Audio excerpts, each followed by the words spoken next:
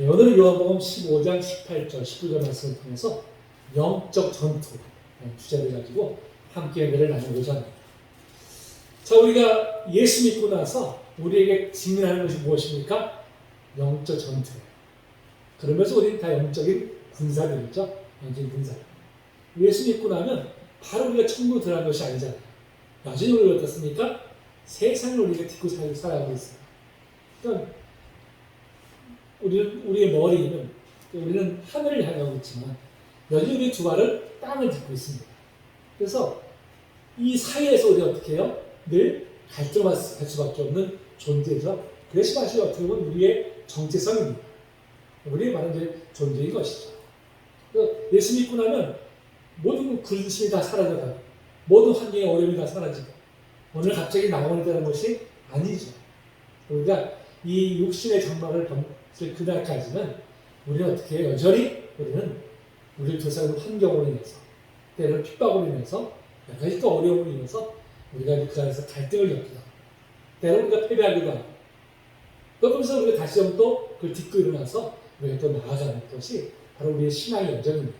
그래서 우리가 이 신앙 여정을 가르쳐서 영적 전투다 이렇게 이제 우리가 표현을 하는 것이죠. 오늘 특히 이제 이 영적 전투라는 주제를 가지고 우리가 함께 나눌 텐데요. 자, 우리는 이 예수 믿고 나서 이 영적 전투가 필연적으로 다가올 수밖에 없는 이유에 대해서 우리가 지금 바로 읽은 이 본문에서 예수께서 말씀하고 계시죠. 자, 우리 본문을 살펴보니까 자, 여기서 이 세상은 누구를 가리킬까요? 세상. 자, 이 요한복음에서도 보면은 특히 요한서신에서는 세상이라는 용어를 자주 사용해요. 요한복음뿐만 아니라 요한 1, 2, 3서에서도 세상이라는 용어를 사용하고 있습니다. 자, 그런데 그 세상이라는 용어 자체가 동일한 뜻을 표현하는 것은 아니에요. 그래서 우리가 항상 문맥을 봐야 돼요. 문맥을. 그러니까 성경을 읽을 때 우리가 어느 한 단어에 집착하면 안 됩니다. 앞뒤 문맥 다 빼버리고 그 단어만 해석을 하면요. 거기서 2단, 3단이 나오는 거예요. 그 성경은 항상 앞뒤 문맥을 통해서 그 단어가 주는 의미가 무엇인지를 우리가 알게 되고요. 그 다음에 성경 전체적인 시각에서 우리가 바라봐요. 그래야지 온전히 해석할 수 있는 것입니다. 자, 특별히 요한복음 15장에서 이 말씀하는 세상은 그럼 어떤 것을 가질까요? 자, 특별히 그 요한 사도가 세상이라는 용어를 사용할 때는 특별히 어떻게 해요? 하나님을 대적하는, 하나님을 불신하는 바로 이제 그런 자들의 집합체를 가리켜서 세상 이렇게 표현할 때가 많이 있어요. 물론 다 그런 것은 아닙니다. 요한복음 3장 15절에 하나님이 세상을 이처럼 사랑하사 했을 때 그 세상은 바로 우리가 살아가고 있는 이 코스모스를 가리키는 것이 온 우주를 가리키는 거예요. 그러니까 그 요한복음 3장 15절에서 말씀하는 세상과 지금 요한복음 15장 18절에 말씀하는 세상은 각각 의미가 다른 것입니다. 여기서는 이제 바로 하나님을 대적하는, 하나님을 불신하는 바로 이제 그런 집합체를 가리켜서 바로 세상이다 이렇게 지금 표현을 하고 있습니다. 자, 그럼 그 세상이라는 것이 뭐예요? 세상이라는 것이 누구를 미워한다고 했습니까? 너희를 미워한다고 했습니다. 너희는 누구를 가리킬까요? 너희. 물론 1차적으로는 지금 예수님께서 제자들에게 주신 말씀이잖아요. 그러니까 예수님 앞에 있는 12제자를 가리키는 것이죠. 하지만 그들만 가리키는 것이 아닙니다. 그에 이어서 예수님을 따르고 있는 제자된 우리들, 그렇죠? 우리 모두를 가리키는 것이죠. 우리 모두 가리키는 것입니다. 자, 그러면 누가 우리를 미워합니까? 세상이 우리를 미워해요. 세상. 하나님을 따르지 않는, 하나님을 불신하는, 하나님을 대적하는 자들이 그런 문화가 우리를 어떻게 해요? 미워한다고 말합니다. 왜 미워할까요? 무엇 때문에? 뭐라고 말씀합니까? 너희가 세상에 속하였으면 세상이 자기 것을 사랑할 것이나 그랬어요. 또 우리가 어떻게 해요? 세상과 다르기 때문에. 그렇죠? 세상과 가치관이 다르잖아요. 가치관. 지향하는 바가 다르잖아요. 그렇죠? 그렇기 때문에 세상은 자기와 같지 않은 것 때문에 바로 이제 우리를 미워한다고 말씀하고 있어요. 그러니까 우리가 예수를 따르기 시작한 바로 그때부터 영적 전투는 필연적으로 우리에게 따라올 수밖에 없다는 것을 우리가 분명히 우리에게 말씀해 주고 있는 것이죠. 자, 여기서 세상에 속하였으면 속하다는 것은 무엇입니까? 속하다는 것은 바로 통치권 아래에 있다는 뜻이에요. 그러니까 세상의 통치권, 사탄의 통치권이죠. 세상에 속한 것은 결국 사탄의 통치권 아래에 있다는 거예요. 내가 구체적으로 내가 내 의견을 가지고 내 의지를 가지고 내가 하나님을 믿지 않고 하나님을 대적하는 것처럼 보이지만 사실은 누구의 통치권 아래에 있습니까? 사단의 통치권 아래에 있는 거예요.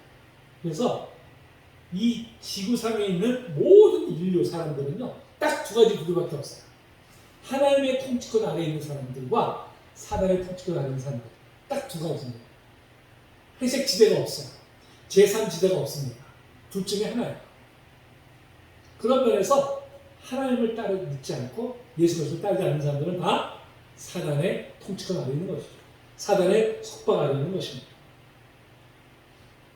결국은 뭐예요? 자기를 갖지 않기 때문에 우리 그들을 내버려두지 않아요.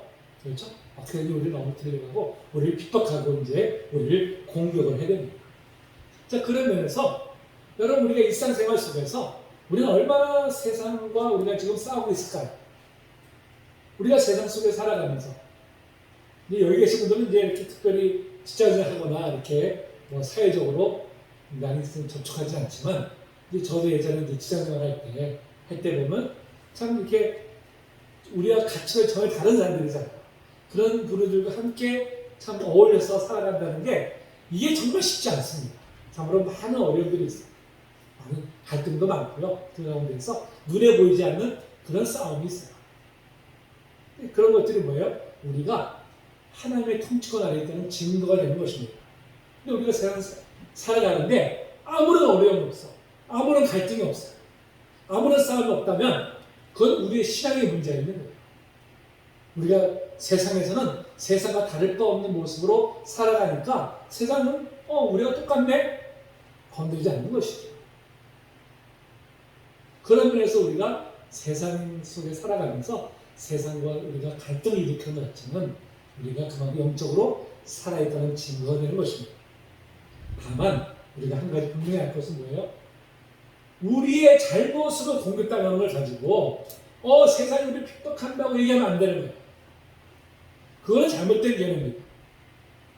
근데 오늘날은 우리가 너무 안타깝게 우리가 정말 예수를 잘 믿어서 세상을 공격하는 게 아니라 우리가 너무나 부끄러운 모습으로 서 있어서 우리가 공격당하는 예가 더 많다는 거예요.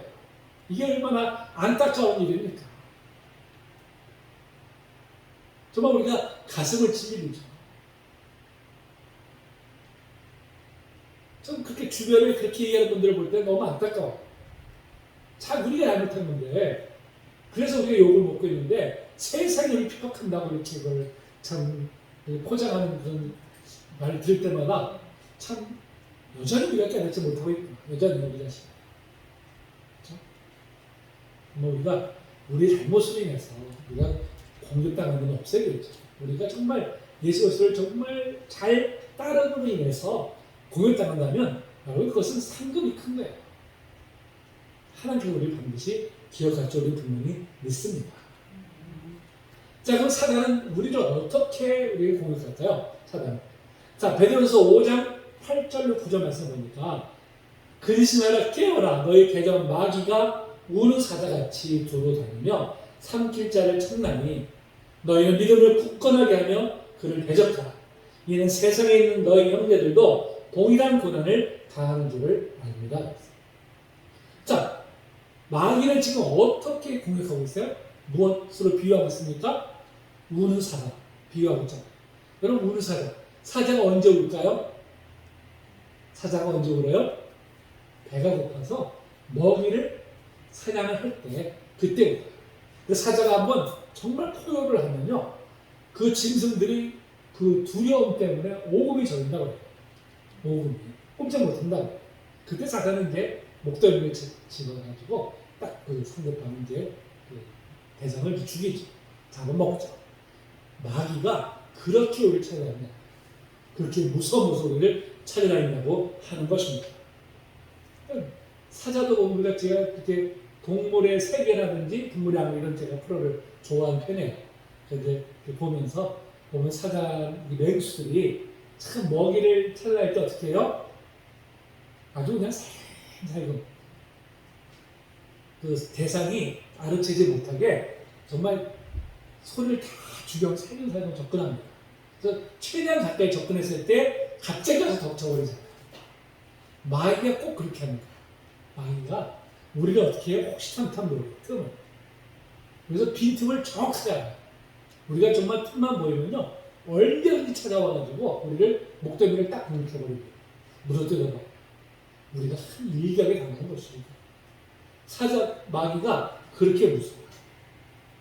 자, 마귀는 그럼 어떻게 우리를 공격하잖아요? 어떻게? 때로는 우리 신앙을 직접적으로 핍박하죠. 직접적으로 박해합니다. 우리는 그래도 참 신앙의 자유 속에 살아가기 때문에 우리가 특별히 너 예수 믿으면 죽여? 이런 사람은 없잖아요. 그렇죠? 없지만 저도 참 이렇게 지자생활하면서 그런 신앙적인 면 때문에 참 많은 그렇게 이제 박해를 많이 받았어요. 주일 성수 문제 이런 문제 때문에 이제 온갖 위에서 이제 압력이 들어오고 또 고사 지낼 때 이렇게 돼지머리 놓고 다 이제 절하는 것 때문에 그걸 또 제가 이제 하지 않는 것 때문에 또 막 아주 대단한 핍박이 들어옵니다. 전 그런 일들이 사실 참 일상생활 속에서 사실 많이 일어나죠. 거기서 우리가 자칫하면 어떻게 해요? 무릎을 꿇게 되잖아요. 그럼 지는 거죠. 패배하는 것이죠.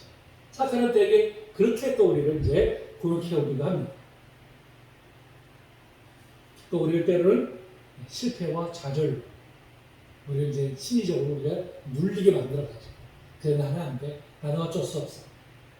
이렇게 해서 스스로의 신앙을 포기하게 만들어. 그것도 사단의 이제 하나의 전략이라고 이렇게 얘기를 할 수가 있죠. 특별히 이제 사단이 사람 직접 공격하는 예가 어디 나와 있습니까? 욥기서 나와 있잖아요. 욥기서. 하나님께서 허락을 하셨지만 어쨌든 간에 사단이 욥을 공격을 해야 되잖아요. 그렇죠? 욥을 공격을 해야 되고 아주 극한 상황까지 몰아가는 것을 보게 됩니다. 질병도 주기도 하고요. 집이 무너져가지고 자식들이 죽는 상황이 생기고 그것들도 얼마나 사단이 행하는 일들이죠. 하여튼 그런 과정을 통해서 우리를 어떻게 해요? 공격에 몰아넣게 하고요. 우리를 좌절케 하고 낙심케 하고 무너지게 만드는 것. 그것이 바로 이제 사단의 이제 전략입니다. 이것은 이제 사단이 아주 공개적으로 나타나는 행동이죠. 우리는 그때 어떻게 했습니까? 오히려 이게 사단의 공격이구나. 정신 차려야지. 오히려 이렇게 우리가 드러나게 공격할 때는 더 우리가 어떻게 영적으로 깨워서 준비하게 돼요. 문제는 뭡니까? 그런 공개적인 핍박이 아니라 공개적인 박해가 아니라 은밀하게 유혹으로 들어올 때 그때가 어떻게 보면 우리가 넘어질 확률이 더 크다는 거예요. 사단은 때로는 우리가 어떻게 해요? 그렇게 들어와요. 자, 고린도후서 11장 14절 15절에 보니까 이렇게 말씀하고 있습니다. 이것은 이상한 일이 아니니라 사탄도 자기를 광명의 천사로 가장하나니 그러므로 사단의 일꾼들도 자기를 의의 일꾼으로 가장하는 것이 또한 대단한 일이 아니니라. 사단이 어떻게 해요? 의의 일꾼인 것처럼 자기를 이렇게 가장한다는 거예요. 광명의 천사로 이렇게 가장한다는 거예요. 그럼 우리가 분별력이 없으면 어떻게 돼요? 그냥 넘어가는 거죠. 그냥. 그리고 그런 일들이 참 우리가 사실 주변에서도 많이 일어나요. 사단은 때로는 우리를 육체적 쾌락을 쫓도록 만들어요. 그걸 합리화시킵니다. 그래서 결국 넘어지게 이제 만드는 것도 이제 하나의 전략이죠. 또 일상생활을 막 바쁘게 해가지고 거기에 정신을 쏟다 보니까 정작 자기 신앙생활에 이제 소홀하게끔 만드는 거. 그러니까 이건 하루아침 무너지는 게 아니라요. 서서히 무너져요. 자기가 무너진 줄조차도 모른 채 무너져 가게 만드는 거. 또 이제 하나의 사단의 이제 전략입니다. 때로는 또 어떤 신비한 영적 체험을 쫓아서 신앙생활을 그런 방향으로 가게끔 유도를 할 때도 있어요. 이거 굉장히 빠지기 쉬운 우리가 이제 그런 오류들이죠. 또 우리가 신앙생활 하면서 어떤 그 신비한 영적 체험 쪽에 지극한 관심을 쏟고 거기를 막 쫓아가는 분들이 있는데요. 정말 위험한 시간입니다. 하나님께서 우리를 어떤 신비한 영적 체험을 하게 하신 것은요. 그것은 뭐예요? 깨닫게 하기 위해서죠. 우리가 바울이 다메섹 도상에서 예수를 만나게 되잖아요. 정말 신비한 영적 체험이죠. 신비한 영적 체험. 근데 왜 그렇게 하셨어요? 그렇게 하지 않으면 바울이 돌아서지 않으니까. 아니니까 그렇게 하신 거예요. 근데 그런 신비한 영적 체험은 이렇게 하지 않으면 도저히 돌아오지 않으니까 그렇게 허락하신 건데, 그걸 일회성이 아니라 계속적으로 그런 걸 경험하려고 하다 보면 사탄이 거기에 개입을 해가지고 미혹을 해버립니다. 잘못된 방향으로 가요. 그래서 한번 그런 걸 경험한 분들은요, 그냥 그런 게 너무 좋다 보니까 그런 어떤 신령은사에 있는 기도원, 이런 집회, 거기만 막 쫓아가요. 근데 다 그런 것은 아니겠지만, 그런 집회일수록 저는 말씀드리는데, 말씀이 없어요. 말씀. 오직 체험뿐. 체험은 뭐예요? 인간의 감정을 건드리는 거잖아요. 여러분, 인간의 감정처럼 정말 불확실한 게 없어요. 인간의 감정이 얼마나 요동합니까? 확실한 것은 무엇이에요? 하나님의 말씀이잖아요. 그런 영적인 체험을 했더라도 빨리 말씀 속으로 들어가야 돼요. 말씀 속으로 들어가지 않고 그냥 체험으로만 쫓아다닌다면 결국 잘못된 길로 갈 수 있다는 것이죠. 사단이 거기에 개입할 수 있다는 것입니다. 이런 영적인 유혹들, 이것들도 바로 영적 전투의 또 하나의 예입니다. 그런 것을 우리가 분별할 줄 알아야 되죠. 그래서 우리 무엇보다도 하나님께 우리가 기도해야 되죠. 하나님, 그런 마귀가 정말 은밀한 모습으로 우리를 유혹해 올 때 그것을 제대로 분별할 수 있는 분별력, 지혜를 허락해 주시옵소서. 우리가 이렇게 하나님께 기도해야 됩니다. 그런 분별력이 있어야지, 그래야 우리가 그것들을 내칠 수 있잖아요. 그렇죠? 거기에 우리가 빠지지 않을 수가 있는 것입니다. 그런 면에서 분별의 은사를 구해요. 또 예언의 은사를 구해야 됩니다. 예언의 은사는 미리 했자 멀리 훗날에 일어날 일을 예언하는 그런 예언이 아니라 하나님의 말씀을 잘 분별할 수 있는 은사입니다. 그래서 우리가 잘 분별할 수 있다. 이렇게 하나님 앞에 더욱더 기도해야 될 줄로 믿습니다. 자, 우리 악한 마귀의 그런 공격에 우리가 어떻게 해야 되겠어요? 무장해야 돼요, 무장. 그렇죠? 무장을 잘 해야지 사단의 공격을 우리 지킬 수가 있잖아요. 자, 그 무장을 바로 에베소서 6장 10절부터 18절에서 바로 우리가 어떻게 영적으로 무장해야 되는지를 잘 말씀해 주고 있죠. 자, 11절에 보니까요. 마귀의 관계를 능히 대적하기 위하여 하나님의 전신 갑주를 입으라고 말씀하고 있어요. 이거 좀 그림으로 보여드리면 더 좀 확실할 텐데 지금 안 되기 때문에, 특별히 이 바울 사도가 이 하나님의 전신 갑주에 대해서 설명을 쭉 해나가고 있는데, 그것이 바로 뭐냐면요, 당시의 로마 군사가 전쟁에 나갈 때 입었던 모든 복장들을 그거를 중심으로 해서 이것을 설명하고 있어요. 그 당시에는 로마가 지배하던 시대잖아요. 그래서 그 많은 시민들이 다 로마의 그 무장한 군사들의 모습은 너무나 익숙해 있어요. 그래서 바울 사도는 그걸 이용해서 그들이 너무나 익숙하게 알고 있는 그 로마의 그 군사들의 복장을 통해서 우리가 어떻게 하면 이 마귀와의 이 영적 전투에서 우리 자신을 지킬 수 있는지, 그것은 이 말씀의 설명을 하고 있습니다. 자, 특별히 14절에 보니까요, 진리로 너희 허리띠를 띠고 또 의에 호신경을 붙이고, 자, 평안의 복음을 준비한 것으로 신을 신고, 그 다음에 믿음의 방패를 가지고, 또 구원의 투구와 성의 검 곧 하나님의 말씀을 가지라. 이렇게 지금 설명을 하고 있습니다. 자, 전신갑주를 입어야 될 이유에 대해서는, 자, 10절에 보니까요, 그 힘의 능력으로 강건해지기 위해서, 그러니까 강건해지기 위해서 우리가 전신갑주를 입어야 되겠죠. 그 다음에 11절에 보니까 마귀의 관계를 능히 대적하기 위해서 우리가 하나님의 전신갑주를 우리가 입어야 됩니다. 자, 그런데 성경에 보면요, 그런 무장을 소홀히 했다가 실패했던 사람들의 일례가 나와요. 실패했던 사람들. 자, 베드로가 마태복음 26장 40절에 보니까 주님께서 뭐라고 말씀하세요? 시험에 들지 않도록 깨어서 기도하라. 그 참 정말 위기의 상황인데 그때도 여전히 어떻게 했습니까? 육신의 피곤함 때문에 예수님께서 깨어서 기도하라고 말씀하셨음에도 불구하고 쿨쿨 잠들어 있었잖아요. 그렇죠? 결국은 예수님을 배반하고 그런 지경까지 가게 됐죠. 또 디모데전서 1장 19절 20절에 보니까 이제 후메네오의 이야기가 나와요.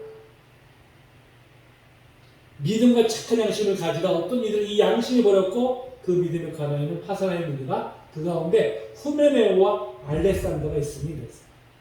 자, 그들이 뭘 잃어버렸습니까? 믿음과 착한 양심을 잃어버렸어요.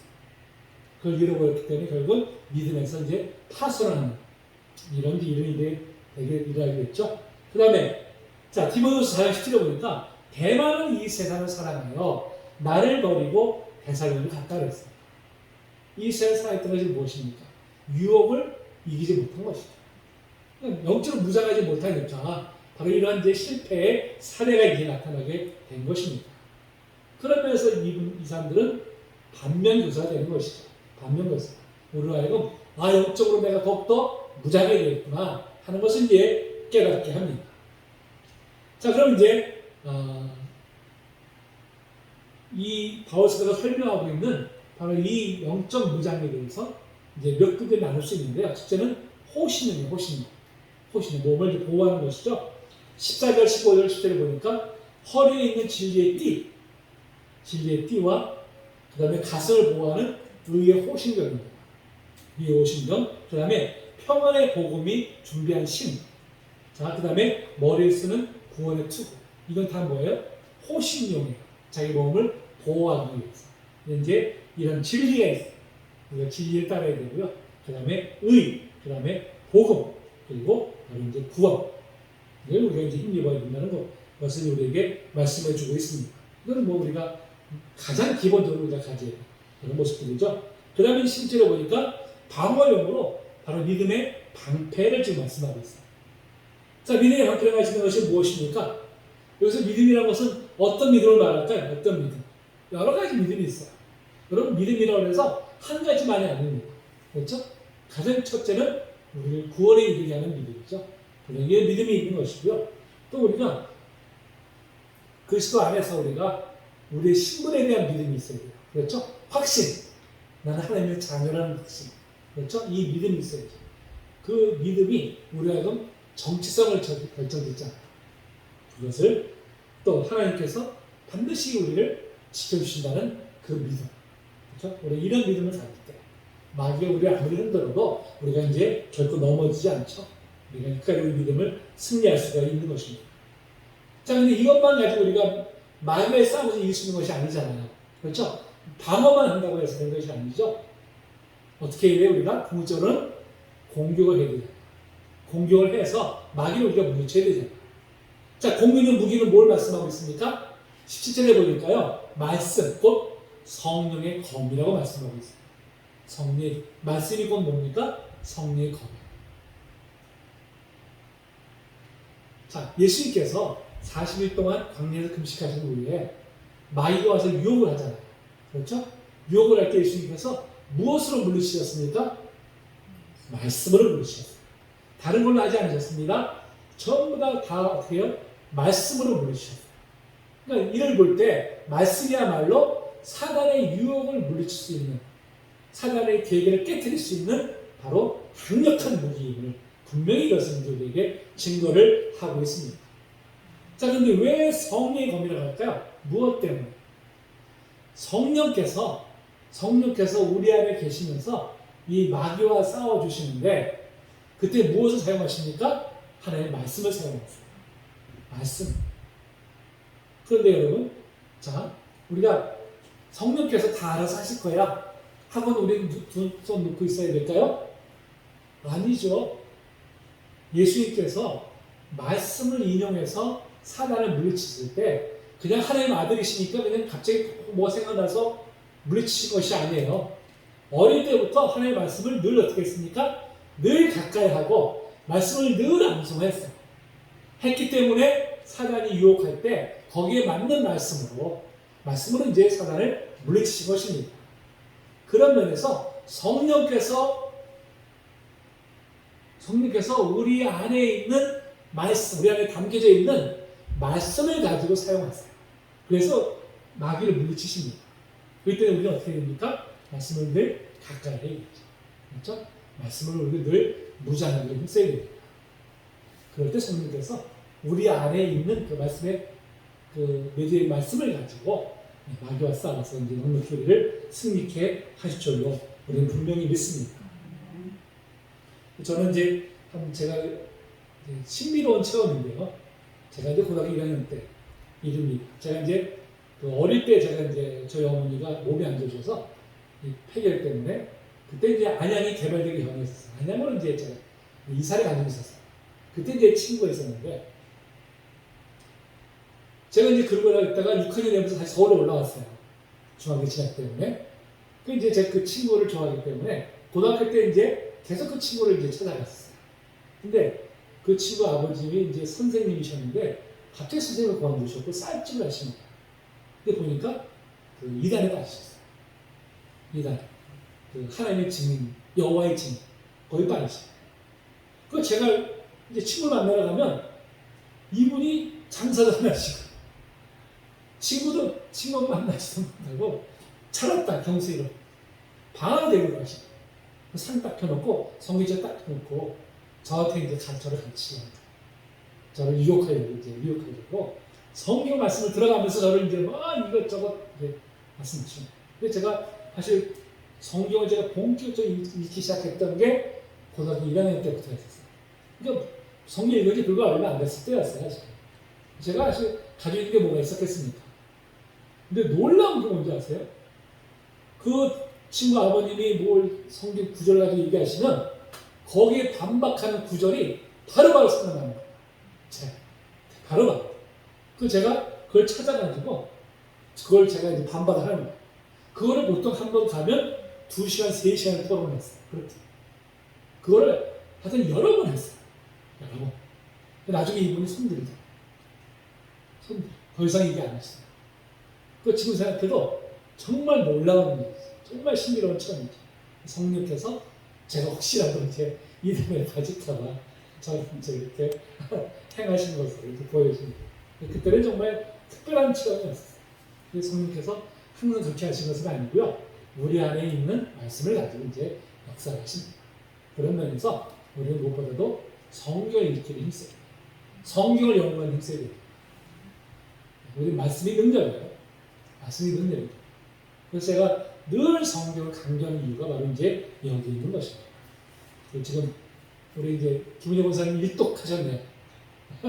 김일사님도 얼마 안 있으면 또 일독하시겠네요. 성경 안 읽었어요. 말씀이 능력입니다. 자, 이렇게 우리는 영적 전투에 임하지만요. 우리는 영적 승리, 반드시 승리한다는 확신을 가져요. 그 확신이 어디서 나오죠? 나의 능력입니까? 아니잖아요. 그렇죠? 내 능력이 되는 것이 아니라 오직 예수 그리스도께서 우리의 대장 되시기 때문에. 그렇죠? 대장 되시기 때문에 우리가 승리하는 것이죠. 내 능력 승리하는 것이 아닙니다. 나를 의지하면 우리는 백전백패 수밖에 없어요. 우리는 다 연약한 사람들입니다. 근데 이미 예수님께서 마귀의 권세를 깨뜨리셨잖아요. 이미 승리하셨어요. 이제 나머지 싸움을 싸우는 것입니다. 나머지 싸움. 자, 이 나머지 싸움도 우리 힘으로 하는 것이 아니라 대장 되신 예수님께서 앞서서 가시기 때문에 우리는 그분의 길을 따라만 가면 돼요. 그러면 우리는 궁극적으로 반드시 승리하게 될 줄로 믿습니다. 물론 국지적으로 소규모 전투에서 우리가 질 수는 있어요. 잠시 우리가 패배할 수는 있습니다. 하지만 궁극적으로는 우리는 반드시 승리하게 되어 있어요. 이것을 우리가 확신해야 됩니다. 분명히 우리가 이 믿음을 가져야 됩니다. 그럴 때 우리가 두려워하지 않고, 그래 마귀야 네가 나 아무리 공격해봐라, 내가 대장되신 예수님께서 나와 함께 하신다. 예수님께서 반드시 나를 승리케 하실 것이다. 우리가 그런 확신을 가지면 가질수록 사단은 우리를 공격하지 못합니다. 아무리 찔러도 안 되니까, 아무리 유혹해도 안 되고요. 아무리 그렇게도 안 되는 걸 알면 물러납니다. 여기 계신 우리 모두가 다 예수 그리스도께서 우리와 함께 하시기 때문에, 예수 우리의 대장이 되시기 때문에 우리 반드시 승리케 해줄 줄로 믿습니다. 우리가 요새 한산이라는 영화가 나왔잖아요. 이순신 장군의 이제 1대1 그 영화입니다. 저는 이제 명량이라는 영화 있었고, 이제 한산이라는 영화가 있습니다. 사실 굉장히 열악한 그 환경 속에서 그 이순신이라고 하는 그 탁월한 정말 명장이 앞서서 나가니까 병세를 어떻게 해요? 믿음을 가지고 다 쫓아가는 거예요. 그를 따라가니까, 그러니까 그 열세 속에서도 그 전쟁을 승리로 이끈 것입니다. 마찬가지죠. 우리의 대전대에서는 예수님께서 앞서 싸우시기 때문에 우리는 그분을 믿고 그분을 우리가 바라보고 나가요. 우리 반드시 영적 전쟁에서 승리하게 될 줄로 분명히 믿습니다. 승리한 사람은 뭘 주십니까? 승리의 월계관을 주세요. 멸망하는 우리에게 씌워주실 줄로 믿습니다. 그날까지 이 영전 우리가 쉬지 말고 우리가 늘 깨어서 말씀과 기도로 보장하고 승리하는 우리 모두가 되기를 주님의 이름으로 축복합니다.